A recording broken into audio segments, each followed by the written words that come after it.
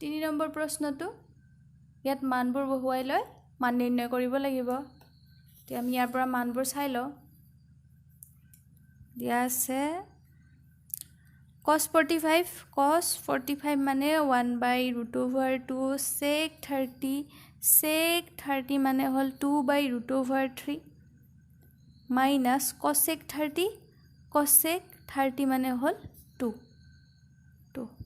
ইয়াত প্লাস আছে হল এতিয়া আমি সৰল কৰিম তে ইয়াত কি কৰিম ওপৰৰ ৰাশিটো একে থাকিব 1/√2 তলৰটো কি হ'ব তলৰটো লসাগু ল'ব লাগিব 2 ৰ তলত 1 আছে √3 আৰু 1 ৰ লসাগু কি হ'ব √3 √3 এ √3 কেইবাৰ যাব এবাৰ গতিকে 1 * √3 ৰ ওপৰত আছে 2 হল মাই প্লাস 2 ৰ তলত আছে 1 একেৰে √3 পাব লাগে কি পূৰণ কৰিব লাগিব √3 গতিকে √3 বাৰ গ'ল ওপৰত কি থাকিব 1 ৰ ওপৰত 2 এটো তাৰ পিছত কি কৰিম তলত লিখিলো √3 2 1 গুণ 2 মাই প্লাস 2√3 ওপৰত হ'ব 1/√2 এই হৰণ চিহ্নটো আমি পূৰণ চিহ্ন বনাই দিম পূৰণ চিহ্ন বনাই দিলে কি হয় ওপৰৰ ৰাশিটো একে থাকিব তলৰ ৰাশিটোৰ হৰটো ওপৰত গুচি যাব লবটো তলত আহিব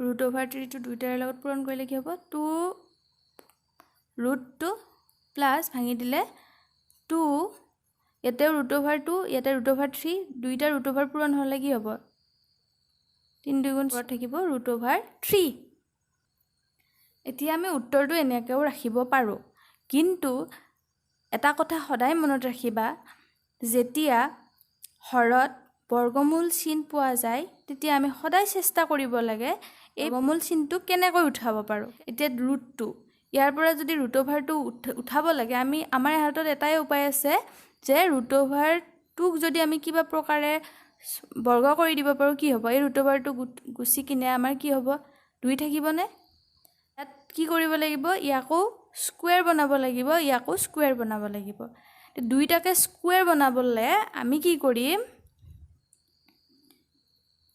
a স্কয়াৰ - b স্কয়াৰ সেই সূত্ৰটোত ইহতক পেলাব চেষ্টা কৰিম তাৰ কাৰণে আমি কি ধৰিম এটো ৰাশিক a বুলি ধৰিম এটুক b বুলি ধৰিম লিখিলো 2√2 + 2√6 এটো কি হৈ আছে a + b আমি কি পূৰণ কৰি দিম a - b পূৰণ কৰি দিম 2√2 মাইনাস এটা প্লাস আছে নহয় এটো আমি নিজে ইচ্ছামতে এই ৰাশিটো পূৰণ কৰি দিম 2√2 2√6 আৰু ওপৰত কি থাকিব √3 এতিয়া যদি চাও এই ৰাশিটো আমিহে পূৰণ কৰি দিছো ইয়াতটো নাছিল ইয়াৰ সমান গতিকে আমি সদায় হেতু চাব লাগিব যে মানটো যাতে চেঞ্জ নহয় তাৰ কাৰণে আমি যেটো পূৰণ কৰি দিছো তলত হেতু ওপৰতো পূৰণ কৰি দিব লাগিব এই ৰাশিটো কি হ'ব আৰু কাটা কাটি যাই পেলাই আগৰ ৰাশিটো থাকিব না ওপৰৰটোৱে এতিয়া সূত্ৰটোত পেলাই দেও a hall b hall a hall b hall a + b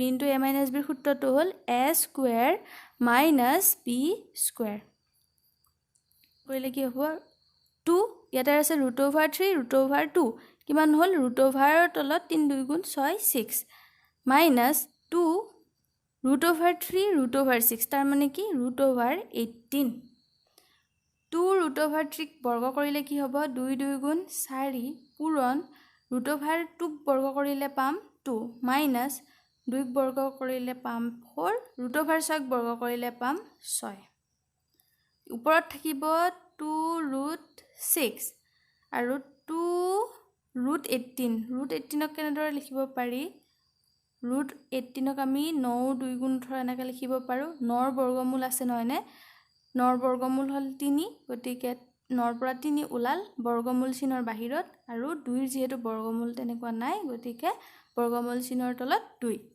ইয়াৰ ঠাইত আমি লিখিম 3√2 2 গুণ 8 6 4 গুণ 24 2√6 মাইনাস 3 2 গুণ 6 6√2 8 minus 24 কিব 16 যেহেতু ডাঙৰ সংখ্যাটোৰ আগত মাইনাস আছে হেহে উত্তৰটোত মাইনাস থাকিব ইয়াত 2 আছে ইয়াত 6 আছে এই দুটাৰ পৰা আমি কি ল'ব পাৰো কমন 2 এটা কমন ল'ব পাৰো কমন ল'লে ইয়াত থাকিব √6 আৰু ইয়াত থাকিব 6 পৰা যদি 2 নিউ থাকিলে 3 3 2 গুণ 6 √2 2√6 প্লাস এ মাইনাস এ মাইনাস 3 2 গুণ 6 √2 2ৰে 16 কটা যায় কিমান বাৰ হ'ব 8 লিখিব পাৰো মাইনাসটো আছে দেই -8 √6 -3√2 মাইনাসটো যদি ওপৰত যায় কি হ'ব মাইনাস আৰু ইয়াত ব্ৰেকেট এটা দি দিলো √6 -3√2 আৰু তলত 8 লিখিলো ইয়াত একো চিন নাই মানে কি আছে √6 ৰ আগত প্লাস আছে প্লাস এ মাইনাস এ পূৰণ কৰিলে মাইনাস √6 মাইনাস এ মাইনাস এ পূৰণ কৰিলে কি পাম প্লাস 3√2 এনসাৰত আমি লিখিব পাৰো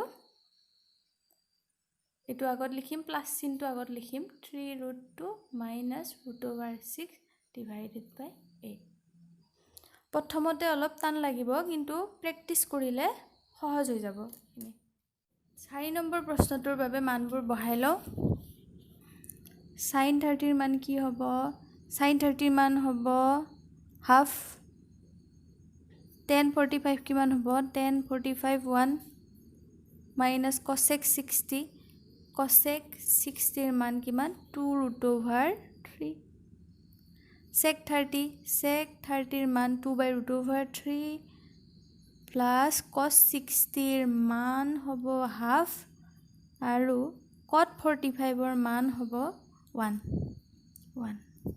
হল সাইডত ওপৰৰ ৰাশিখিনি আৰু তলৰ ৰাশিখিনি সমাধান কৰিলো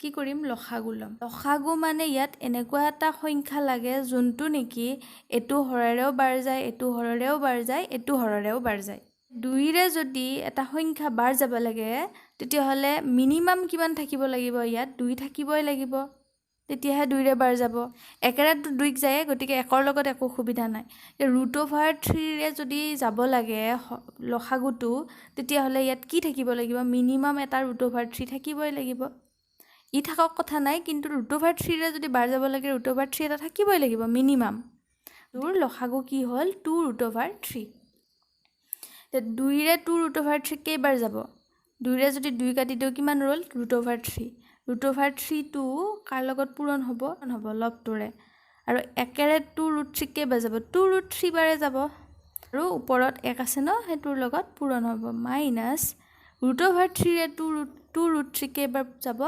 √3 যেটা কাটি দিও কিমান হ'ব 2 গতিকে 2 বাৰ যাব 2 আৰু ইয়াৰ ওপৰত থকা লবটো পূৰণ হৈ যাব √3 + 2√3 - 4 2√3 ইয়াক যদি ইয়াত এটা √3 আছে ইয়াত দুটা √3 আছে যোগ কৰি দিলে কি হ'ব তিনিটা √3 - 4 2√3 মানে কথাটো হল এটা √3 মানে ধৰা যদি এনেকৈ ভাবো a + 2a তাৰ মানে কি 3a নহয় নে এটা a আৰু দুটা a যোগ কৰিলে কি হয় তিনিটা a একেদৰে এটা √3 আৰু দুটা √3 যোগ কৰিলে কিমান পাবা তিনিটা √3 নাপাবা নে এই তিনিটা √3 ক আমি 3√3 ৰে লিখি দিব পাৰো এতিয়া এই মানখিনি ইয়াত বহাই দিম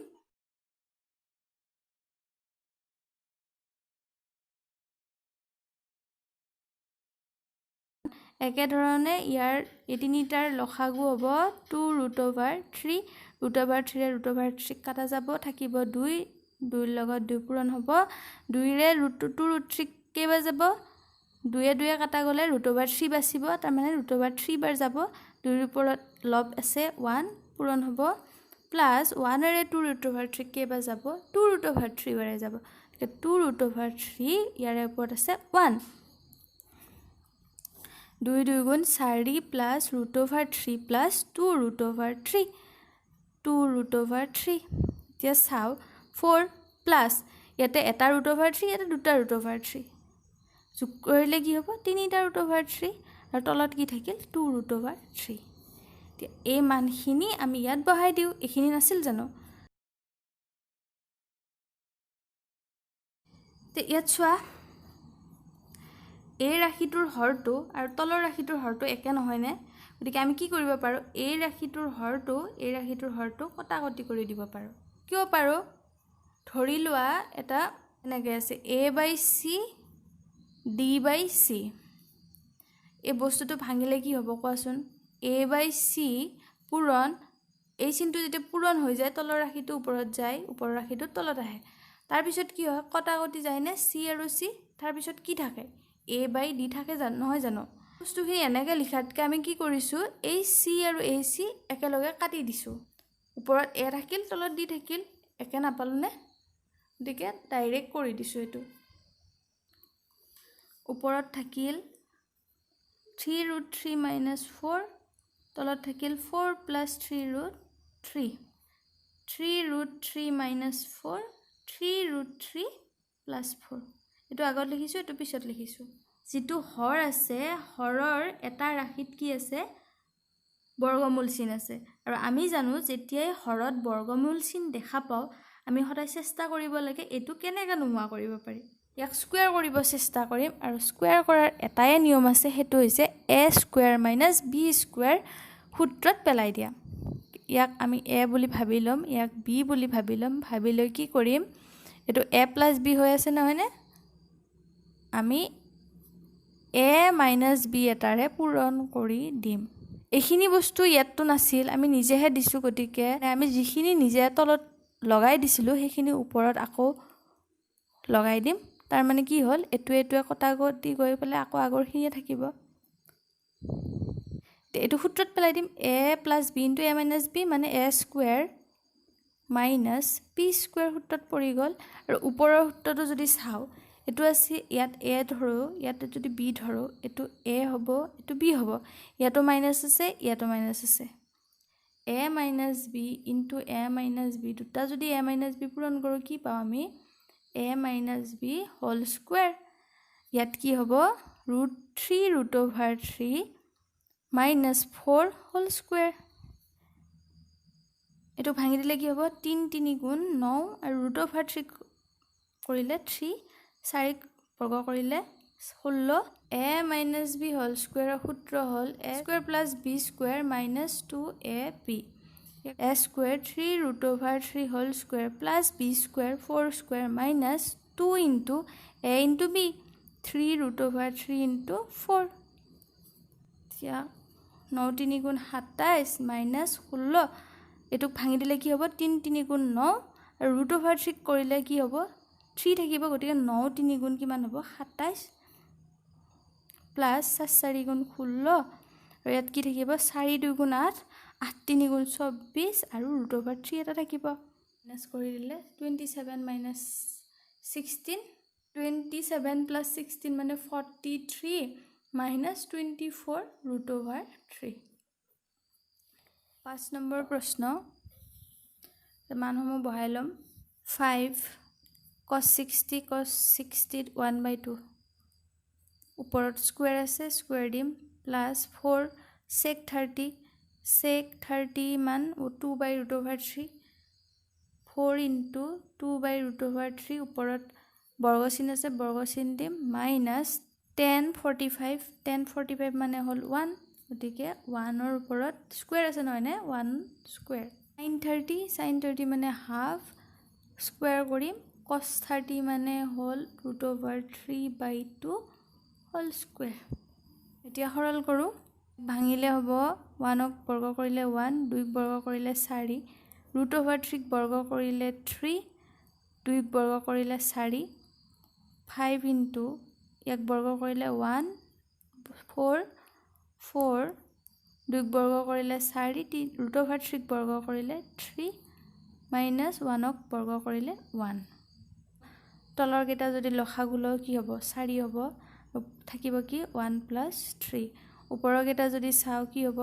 5 5, এইটো যিহেতু লব, কাৰণ 5ৰ তলত এটা 1 থাকে। 4 × 1 = 4, 5টো কাৰ লগত পূৰণ হয়? লবৰ লগত। 5 × 1 = 5। ইয়াতো কি হ'ব? 4 × 4 = 16, তলত থাকিব 3 -1। তো ইয়াত কি হ'ব?